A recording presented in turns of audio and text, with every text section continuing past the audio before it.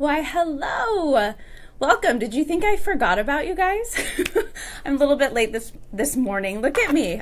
This evening. So happy to have you guys joining me live. Welcome to your midweek love break. Oh, what a month this has been, you guys. Hey, Lisa. Glad to see you here. Oh, it's always nice to start a new year and to start a new month off. And what do we do with that? We really get thoughtful and intentional about what do we want to do with our life? What do we want to do with our relationships? What do we want to do with our fitness and all these routines, all the things that matter to us, all the things that we find ourselves getting stuck in. Usually they're things that we find that we want to set goals around. Hey, Stephanie. And so this is a perfect time to do this relationship reboot, because what it is it's that time of year. So let's take a look at our relationships and let's see what we want to kind of clear out room for. What do we want to have showing up and being different this year in our relationships? And I'm talking about the relationships we already have, the ones we're already in. So that's what this whole month has kind of been about, is really getting started with that mindset. Like, what is it that we need to really be successful in relationships? Look, Paulina's here too. Welcome, you guys, welcome. And for those of you that are just joining us, I'm here on Instagram and Facebook. Love being here with you guys. I'm your host. If you've never been here with me before, this is your first time, welcome. I'm Robin D'Angelo. I'm a licensed marriage and family therapist, and I'm here in Southern California, Laguna Hills, and it's a great place to be. It's a great place to be helping out people with their relationships, and one of the ways that I do that is I come on here live once a week. I do your midweek love break, and we just get real. We chat about relationship stuff. We chat about the challenges. I open it up to you guys to ask questions, and I just do what I can to give you guys the most practical tips and tools and strategies to create that epic relationship that lasts. And one of those ways I do that is I come on here every week. I love helping couples in relationships, even individuals. Love is just my jam. For those of you who know me well, you know that this year I actually got a license plate on my car that says Love Geek. Swear to God, if you haven't seen it, I have posted pictures on Instagram. I think I have a few on Facebook, but I am the biggest love geek because I know how fulfilling relationships can be if we just know how to show up in them. If we just know how to respond when things aren't going well. If we just know how to do things a little bit more compassionately, a little bit more tenderly, a little bit more patiently. I mean, epic love is possible. So anyways, that's why I do this, you guys. I'm just so stoked by what is possible in relationships, and more so just reminding people and giving them the tools that you can do this is possible. So that's what this is every week, and I'm so stoked to have you guys joining me. And for those of you who are maybe watching the replay later, I'm glad to have you here too. So like I said, this past month has been about relationship reboot. It's what do we need to do to get ourselves in the right mindset to really create this epic relationship in 2018. So we talked about mindset, about yourselves, about your partners, and about your relationship. So what I wanted to do today, you guys, I call this the AMA day. Ask me anything. This is your opportunity to type in the comments any questions you might have about relationships, challenges, in love, in connecting with your partner, communication, anything that you've been struggling with recently, and I will do my very best to give you the tips, tools, and strategies that I know work well. I will be the first one to say, number one, this is not a substitute for any kind of mental health therapy. Go see your therapist if you need to get mental health treatment and support. This is really, truly just to give you guys some tips and tools and strategies to try to put into place in your relationship. Because guess what? We all suck sometimes. So I want to, number one, normalize that for you guys. Relationships aren't meant to be easy. And we are so wired differently that how can they not be challenging, right? So glad to have you guys with me. I want to encourage you, if you're watching, type in any questions that you have in the comments. That's what today is for. I'm opening it up to you guys. I have some, I'm going to pull up my computer because I had some questions emailed to me. And that's one of the best ways to do it, you guys. If you do say you have a specific topic that comes up in your relationship or a struggle, I want you guys feeling free to shoot me an email and just say, hey, Robin, this would be a really cool thing for you to maybe talk about on your live next week. I would be happy to do that. I mean, this is for you guys. So I just encourage you to reach out, put some comments in the comment section and ask your questions today. It's Ask Me Anything. Ask me anything about love and relationships. If you're going to ask me about cooking or, playing hockey, that's not my jam. You will get nothing from me on that. So, let's see. Hi, Jessica. Hi, guys. Welcome. Go ahead and just put some comments in there. And if you have any questions about your relationship, that's what today is for. You've got my full undivided attention. I will start with just a question that I got via email, and I got this not too long ago, and someone said, I would love for you to talk about this live. So this is for you. You know who you are. Hopefully you're here with us today. It was a question about power struggles in relationships. This person said it's something that comes up repeatedly in our relationship. Booney's here. Hey, girl.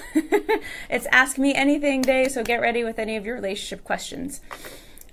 She said that her partner is quite controlling around things like how they, arrange things in the house, things like that, things related to family, to finances. So this person is struggling with controlling issues, a partner with control issues. I hate to say it, but it's true.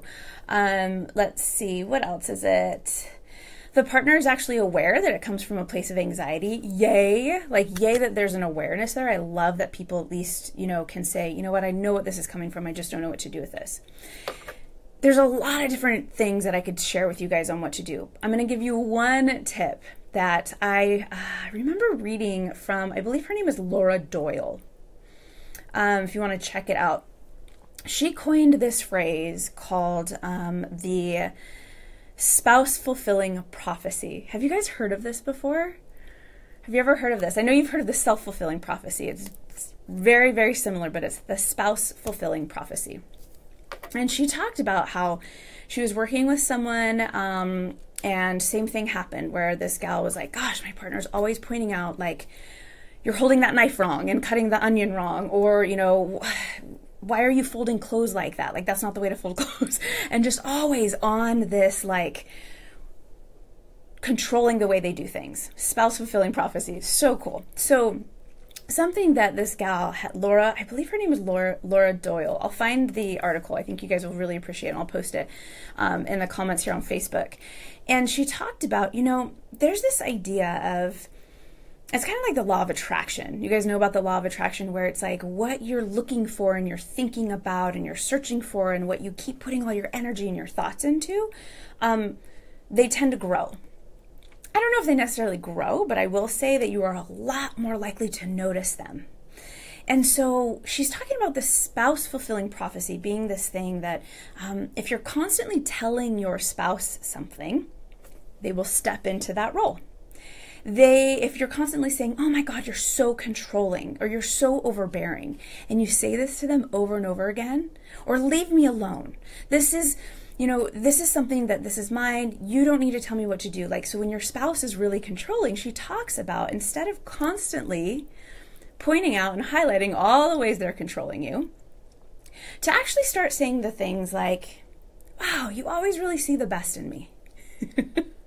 Can you imagine actually saying that to someone who feels very controlling, who you get like you feel criticized by because they're telling you how to do things all the time and telling you that the way you do them is wrong?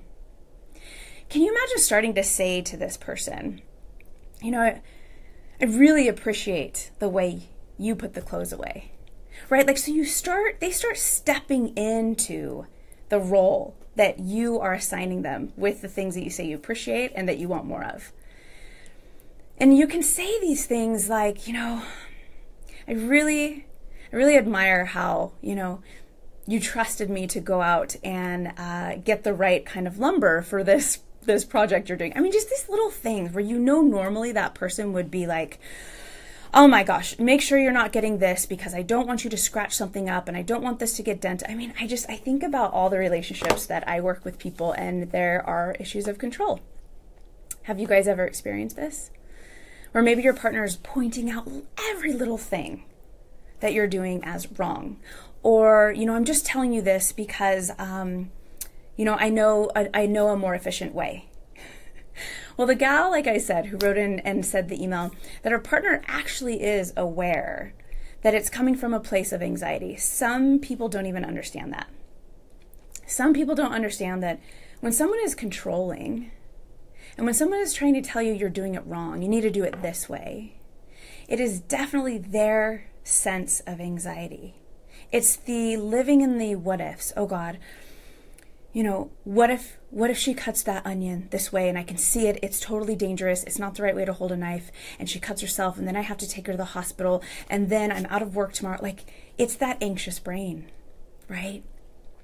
So, this gal is talking about start verbalizing to your partner the appreciation for the role that you want them to step into. Here's another example of this. I had a colleague who shared this story with me when she was in graduate school. Jessica, I will get to your question, by the way. That goes along with the question I asked. Okay, perfect. Hey, Kate's here too. Hey, lady. And Chris is here. My goodness, I'm so excited to see all you guys here.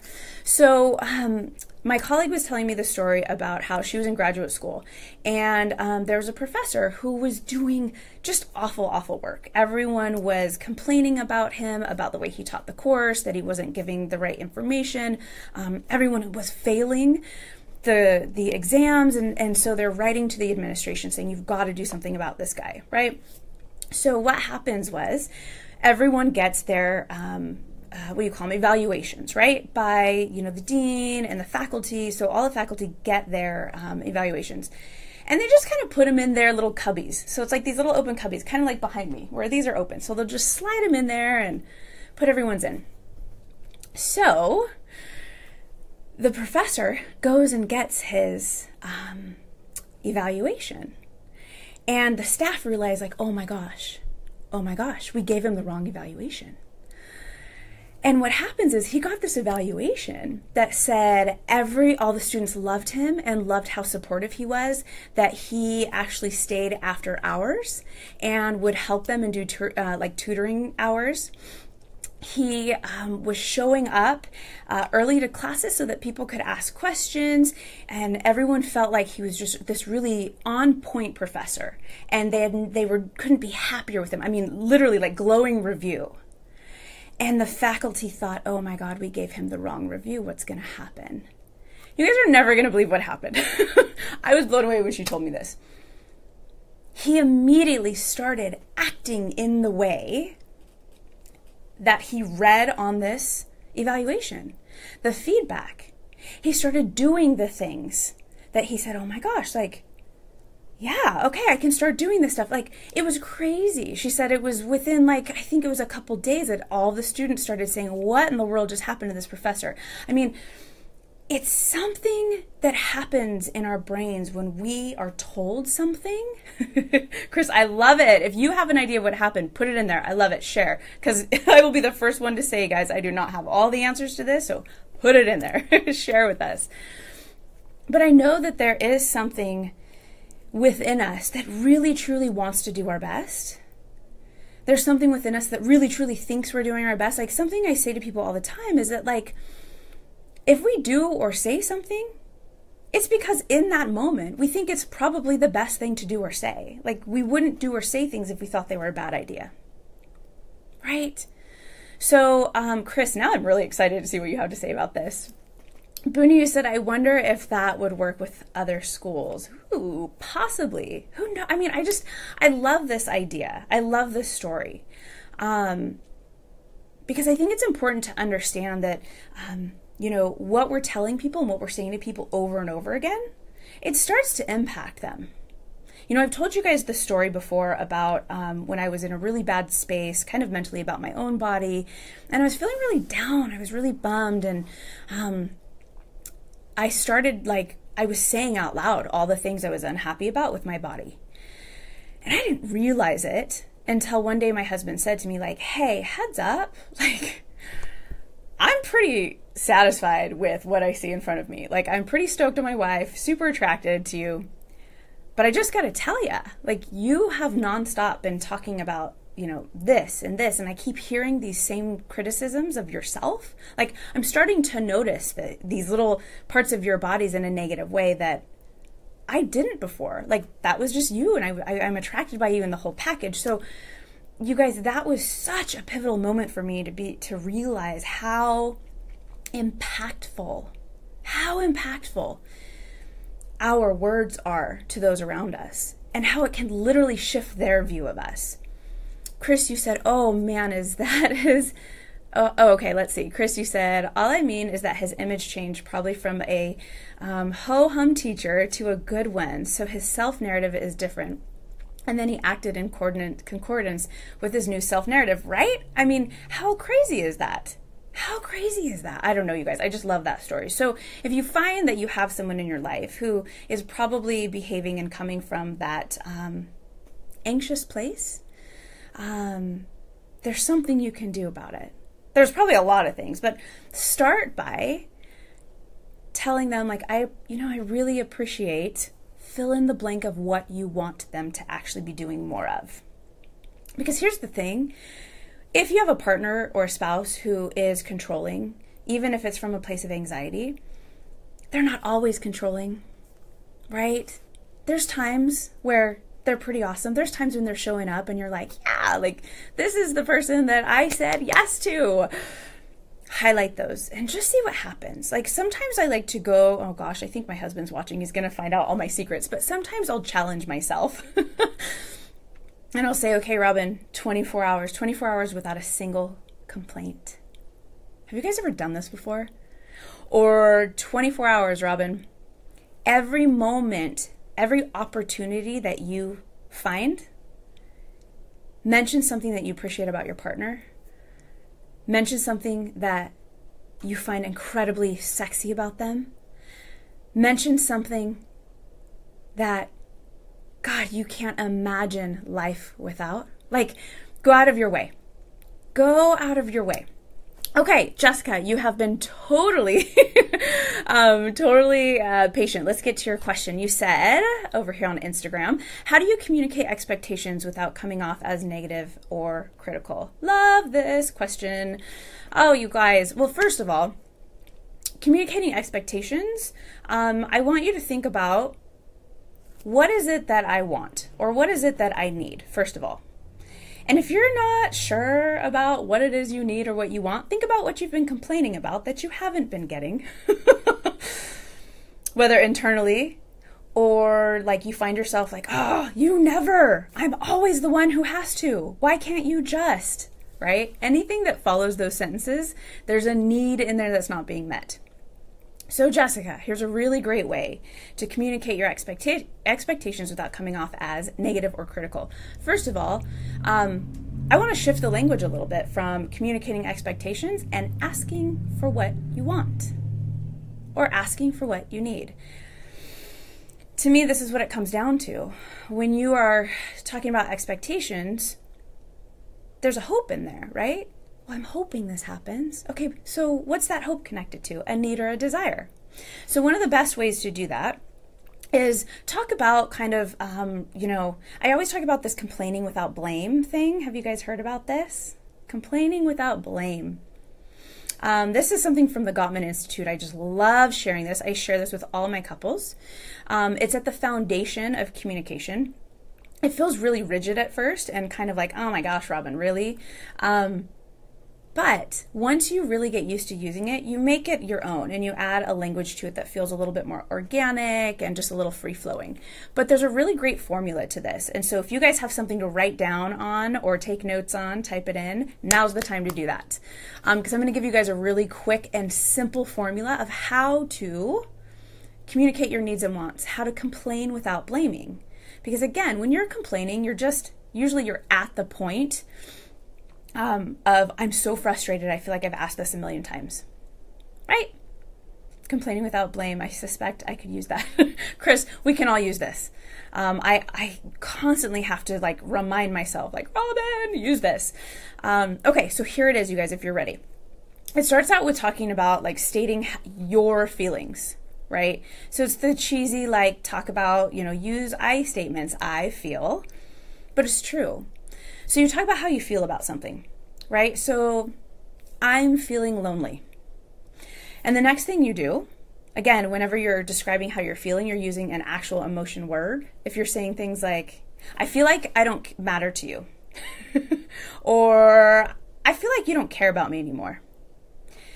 If you say I feel followed by a like or that, these are actually opinions and these are thoughts. Funny thing about our brain, our brain. God, I love our brain. It's so complex and yet it drives us crazy. Funny thing about our brain is when our brain hears ideas or thoughts and opinions, it's like, ooh, I want to tell you my thought and opinion too. Except for when you're talking about how you feel, you need the other person to listen. You don't need them to start sharing how they feel, right? So, Booney, LOL, I was thinking about this yesterday. I feel that you're a jerk when you... doesn't work, right? So when our brain hears an emotion word, like sad, disappointed, hurt, lonely, the brain almost gets curious. It almost like leans in and gets inquisitive. So if you were to say to your partner, first of all, let's go back to this idea, Jessica. Say you have I have an expectation that my husband and I are going to go on a date night every week. And you've noticed for the last 3 weeks, that has not happened. So you're like, well, what the hell? Right? Damn it, I'm mad. You might be feeling lonely. So I'm just going to use that as an example. So you say, I feel, followed by an emotion. When? And then you describe the situation. Please stay away from describing your partner. The word you, pointing figures. The moment the brain hears the word you, like it puts its dukes up. It's like, all right, I'm ready to defend myself right now. It hears it as an attack, a verbal attack, a criticism. And our brain is wired when it hears a criticism or feels attacked to protect itself like this. How funny, I'm right-handed. I put up the wrong dukes. So I want you to be really careful about what you're describing you're feeling lonely about. So Jessica, with this example, you could say something like, I'm feeling really lonely because there hasn't been a date night in 3 weeks. Notice how it had nothing to do with the word you. It wasn't, you haven't taken me out in 3 weeks. That's where you're probably at. You haven't planned a date night for us in 3 weeks, right? You. But the fact is you're feeling lonely because there hasn't been time with your partner, right? So I really want you to focus on what it is that you're frustrated, the situation that you're frustrated about, not pointing fingers at your partner. By the way, you guys ever heard that thing of when you point one finger, look how many are pointed back at you? One pointing out, 3 back at you. Booney, you said, so it takes introspection to know how an event or behavior affects you emotionally. It takes you slowing down long enough, you guys, to say, okay, first of all, what am I feeling? Right? What is it that I'm feeling? And then what am I feeling about right now? So it's less about introspection and just slowing down to take a moment. Does that make sense, you guys? Like 90% of our struggles in our relationships could be reduced, significantly minimized if we just slowed down. And that's something I work really intensely with my couples on, is teaching them how to slow down long enough to have a productive, respectful conversation. I know it might seem impossible when you've got kids running around and schedules and all these things, but all right, back to this formula, you guys. It's I feel followed by an emotion, when followed by the situation, and then you make a request. So Jessica, I'm just using this. I'm going to continue on with this example. It's just I'm just going with it. I feel lonely because there hasn't been a date night in 3 weeks. I would love it if we could plan something for Thursday night. So you make a request. I would love it if. It would make me so happy if. And then what you do is you invite your partner into the conversation. So, I would love it if we could plan something for Thursday night. Invite them into the conversation. How does that work for you? Can you imagine how different of a response you would get versus I had this expectation of having date night every single week, hasn't happened in 3 weeks. And I will go to my partner and I say, you haven't taken me out in 3 weeks. What the hell? Do you think that person's going to hear the message of, I'm actually really lonely and I miss you? And I would love it if we could make time together tonight, this Thursday.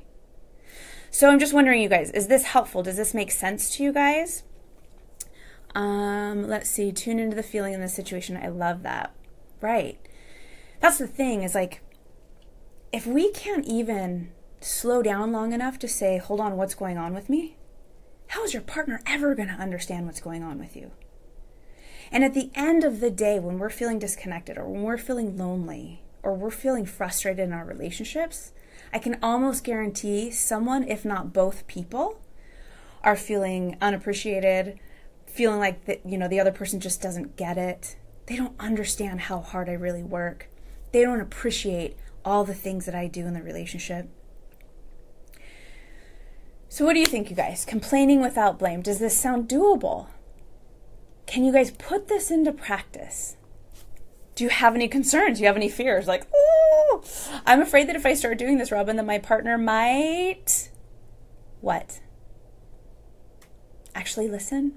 Actually show up? Thumbs up from Paulina. Love it.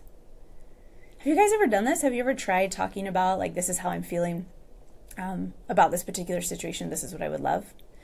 I can tell you when you start having these conversations in a new way, it might throw your partner off at first, right? I mean, anytime there's change, our partners might say, like, what in the world? What has gotten into you? Who is this right now?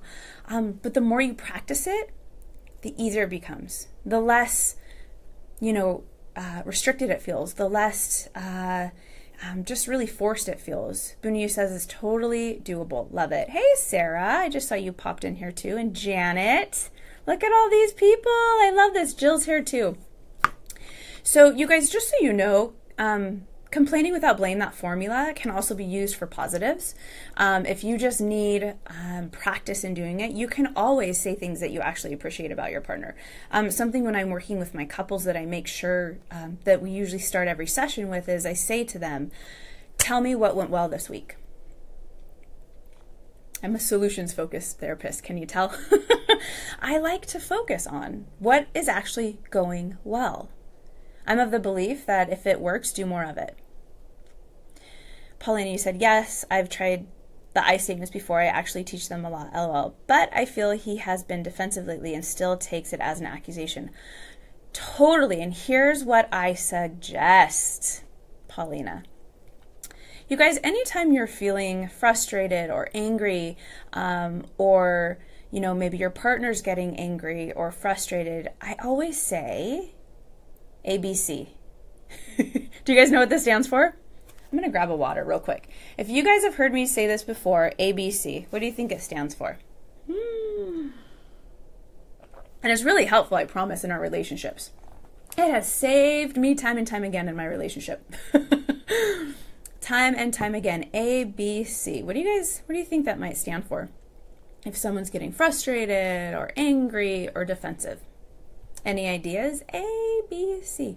Take a guess. Put it in the comments. Let me see what you guys think. I'm going to see if I have some more questions coming in for emails. And I'm going to watch your guys's. Is it CBT?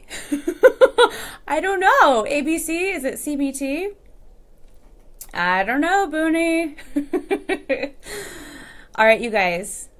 If you or your partner, if anyone's getting defensive, activating event behavior and consequences. Oh, no.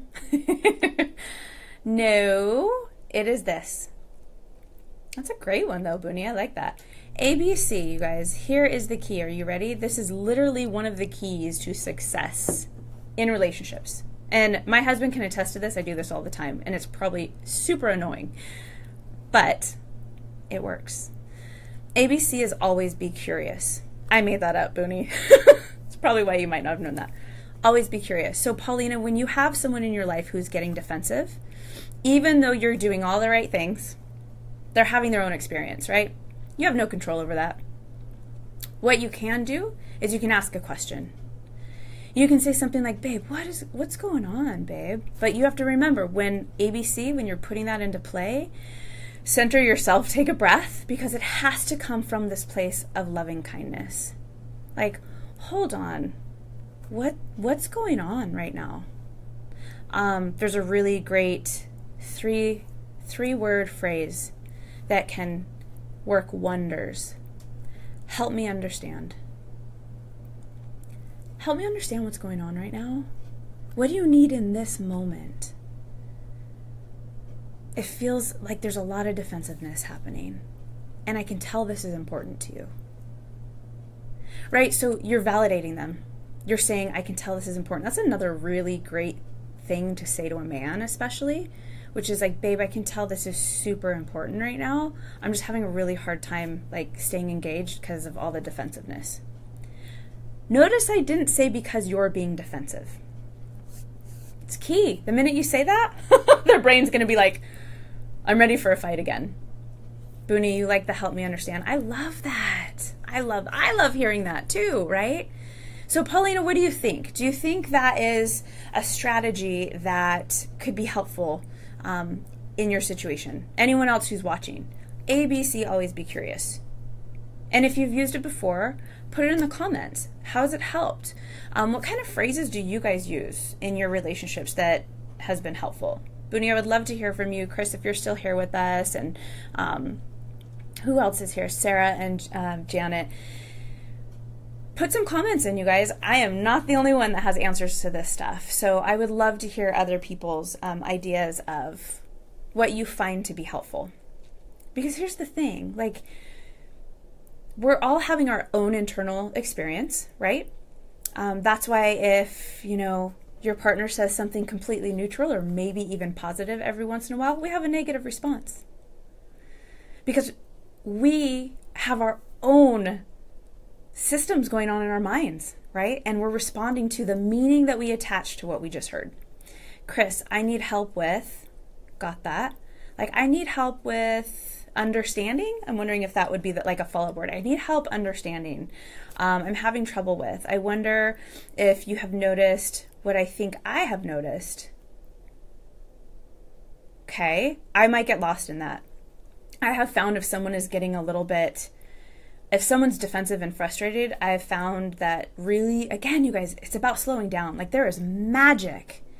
There is magic to be found in the pause. There's magic to be found in the slowing down and pumping brakes and literally just going, babe, what is going on right now? And just like leave it and just like feel it though.